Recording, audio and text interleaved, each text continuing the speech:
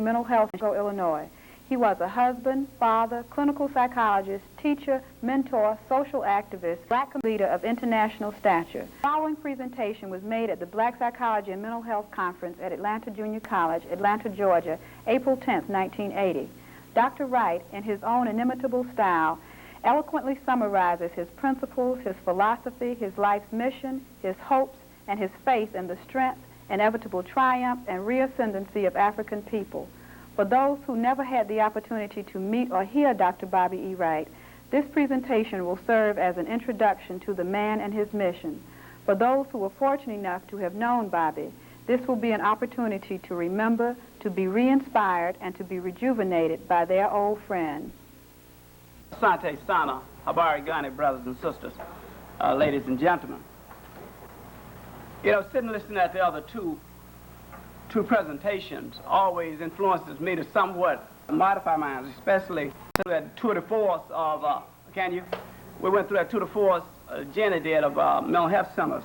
My position is the exact opposite of Jenny. I'm very unique, and I hate to be one of those who say I'm the only one, but I'm probably the only black in this country who is over an all-black comprehensive mental health center. There's only one we've been able to identify, and that's Garfield Park. Of the 750 some centers that are in operations now that are primarily for black people, only one in this country is an all-black center. Yet there are hundreds of all-white centers, all-white comprehensive centers. We have approximately 96,000 face-to-face contacts per year, 96,000. So when I talk to you about behavior and all, it's coming out of some type of background, because people in Garfield Park are from Mississippi, Alabama, Tennessee, and places like that have southern backgrounds in the city of Chicago. Also, by the mere fact that I'm also unique in another way, is that I grew up in an all-black town not 100 miles from here called Hobson City, Alabama. Which one of the problems we had as we were growing up that we always had a problem with was becoming known. We didn't want to become known, and for many years I've never wanted to become known. In fact, it's not well known, but up until about 1975 was the first time I ever consented to speak in front of a mixed group. The tragedy reason I'm telling you this, because I'm going to talk to you as psychology students or behavioral scientists, black, because there's only one fight left, just one, and that's for the fight for the black mind, and we are losing. We are losing. You see, because if you stop to think about it, some of the things I'm going to show you, and then we're going to give some solutions. Today I'm going to tell you some things that you will reject, but that we can do, and that we should be about doing, and they're very simple things, something you can do in your day-to-day life. The first thing you must recognize is as a black student, you have a responsibility that I just cannot tell you what it is. I mean, it is so awesome. But yet, you are no different than a Palestinian student. Students your age in Palestine are carrying guns from Palestinian students. Israeli students your age, Jew students your age are carrying guns, in addition to going to school, carrying guns. In terms of Zimbabwe, students who also had to go to school had to carry guns. All we're asking you to do is what? Go to school. You're carrying guns, unfortunately, but against each other. Now, that becomes what I deal with is the difference between where we're at. By going to the University of Chicago and being trained there, and as Harold said, there's a difference between education and training. It is impossible, and I will say this to you openly, it is impossible for the Georgia school system to educate black children, but they can train you in those skills we need. Your education must come from the black community and from black people. There's a difference between education and training, and that's where I want to start this off with, because a lot of people get confused about that. In Alabama, with all black teachers, they taught me how to think. Not so much what to think, but basically how to think. They also taught me group behavior, not individualistic behavior. Now that is what training does. Training teaches you to operate against the best interests of your own group. It teaches you individual behavior rather than group behavior. Education is a liberating force. A liberating force. So I'm going to go through quickly some of the things on why you should learn the skills. And nothing I say, I hope, nothing I say will imply that we are not faced with a very shrewd, uncompromising, dangerous enemy. Don't ever take it in your mind that these white people are going to be easy to be had. It ain't going to be true. This is a hard fight because they have the institution and we have the people. You see, and as long as you control institutions, you can control the behavior of people. Now, with that in mind, listen to it carefully. The first lesson, the very first lesson you must learn as students, is that the fundamental mistake you can make is to try to use white definitions to explain or analyze black phenomena. That's the first mistake you make. And anytime you use their definitions that are given to you, you're in trouble. Now, the second lesson I go against Harold here. I do not think you should tell your white professors nothing. I do not think you should argue with them. I don't think you should do anything. I think you should accept the skills they get and go about those. I know your black professors either. Your objective of being at Atlanta Junior College is to acquire skills and get out and go on to Morehouse, and then from Morehouse on to Harvard and somewhere else. The reason you're in school is to get a degree and to get skills. Nothing else. And that's most certainly not what I saw downstairs, playing cards and all that. That's mental style behavior. Mental style behavior. Let me tell you something that Sister Gwen Rockwell and Brother Naeem can tell you. They used to bring me down here every year. Most of the time I had to pay my way, but they still brought me.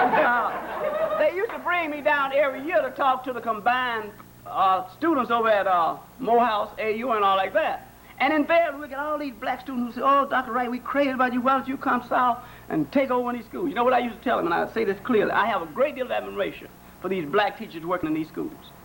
You think I have it bad in the mental health center. At least I know I'm dealing with people who are crazy. I mean, at least I know that. I just realize that, I'm not annoyed. I don't mean that to be funny. I really don't mean that to be funny.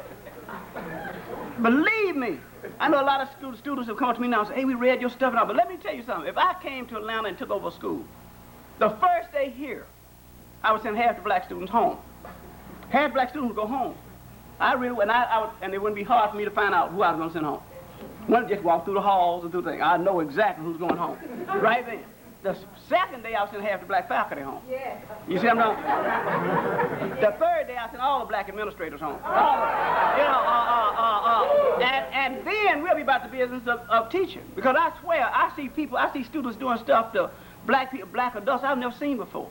I'm very serious about this. Okay, let's go through it. Here's what we're going to go through. I'm going to go through with you something you might not have seen before. But every time, by being over this very large agency, we have, and by the way, we train AU students. We train students until we give them their field placement. We give the internships to people from Harry. We train them. We give from Howard University a train at Garfield Park. So, yeah, Bobby, fraud is nothing, young ain't had it, never had, da-da-da. And I said, fine. And they're not relevant to the black experience. I said, can you tell me why? Let me show you why. Sure. I'm just going to take some at random because these are what I call mental style programs. These are mental style theories. These are mental style modalities. And invariably, what you try to do is take these and treat black people, and it never works. Remember, the ultimate objective of mental health in this country is to get black folks to adjust. To adjust. Some of the sickest black people I know, and remember, I do not call people niggers. I do not call them toms. I never use that word. I never use that word, and you shouldn't. That's the first thing you should stop and just throw it out of your vocabulary. Throw it out of your vocabulary. We have a right to have sick people like everybody else. And we should begin to differentiate between what's appropriate behavior and inappropriate behavior without getting into the name calling and all like that. Now, it's to adjust, and remember the definitional, I told you. Remember that definitional warning I told you. Let's take a theory. Let's take a theory of Maslow. All of you have heard Maslow talk. Blacks like it because I'm sure where else it goes from. Maslow had a theory called self-actualization. All you remember, okay, first you have to fulfill. Here's the way it's the model. This is the model. First, food, water, sex. Sex here is for procreation of the species. These basic needs must be met first. This is Maslow, but you all are trained, many of you are trained, because from this came transactional analysis, came Pearls. I'll go into it in a minute. The next one is safety. That's the next level. Safety. That's the next level. The third level is self-esteem. Fourth level is love. And then self-actualization. That's the Maslow model. Give or take a line. That's the Maslow model. Right away, you should see clearly here.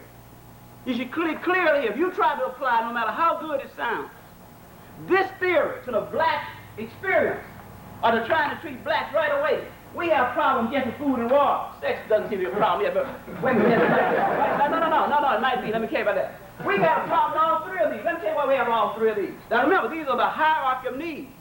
Maslow takes the position that in order to be a healthy, functioning individual, you must secure these needs and go here. A hierarchy of needs must be met. If that is true, we ain't never been safe in this country. If that be true, you can see right away, and I'm not teaching you all this so that you can go up and tell your professor that. What I'm saying to you is this is the way you do analysis. But in order to do analysis, you must first know it. You cannot analyze something you don't know. And we've been in this country 400 years and know nothing about it. That's a tragedy. That's menticide. And I'll talk about just a little bit about it. Okay, now, but look at what else Maslow said. He said, in order, if you cannot do these things, most certainly you cannot have self-esteem. And without self-esteem, you cannot what? Love. Now, let me show you here. Sex, which was for procreation. How all of this ties in it. Now, out of this, of course, out of this, what you call sort of non-directive counseling, came Fritz Perls that all you all have up on your walls. I'm not in this world to satisfy you. You're not in this world to satisfy me. You do your thing. I do mine. And we happen to cross somewhere beautiful. You know, that same old BS they got us all doing this individual stuff. You don't tell me what to do. I don't tell you what you do. You know, and all of that. And we're the only people that engage in that type of behavior. We're the freest people in this country in that respect. Where we individuals, you can do anything you want to, and the black community cannot sanction you. In one sense, we're the freest people in this country. No Jew can do anything he wants to against the Jews. No Irish can do anything he wants to against the But any black can get up here and say and do anything they want to, and we cannot sanction them. Keep that in mind. What I'm talking about, and I'm going, like I said, we have to go, because I know we got a lot of questions. Now, the sex now becomes a problem here, because, as you know, many of you have heard me talk about this today, but you should understand this. Today, in 1980, the group with the largest suicide rate in the nation are young black males, 17 to 33. Largest suicide group, the group with the largest suicide level. The group with the largest homicide rate, young black males, 17 to 33, killing themselves, killing each other. The group with the largest institutional rate, that means going into mental hospital and the prisons, young black males, 17 to 33. Now let me tell you the significance of that. The significance of that is this. The significance of that, well, let me go one step up. Now when you raise the question of homosexuality, which means you're now also talking about the ratio of what? Males, black males to black females. Sex becomes now a problem here now. And I'm talking about the way they use it for procreational purposes. And if we look at some of the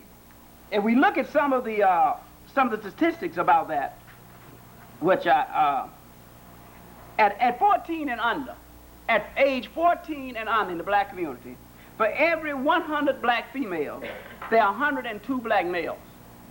From 14 and under. At the age of 14 and under, for every 100 black females, there are 102 black males.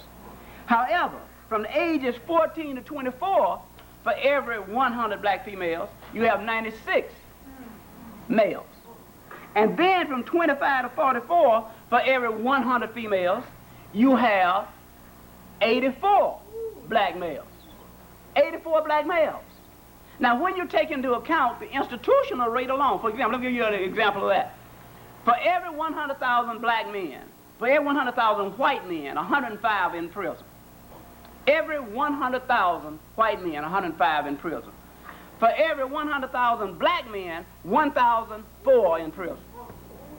1,004 for every 100,000 black men, yet we are less than 15% of the population. All right, now if you begin to look at those ratios, then you have to project, during the childbearing ages, how many functional black men are there for each 100 black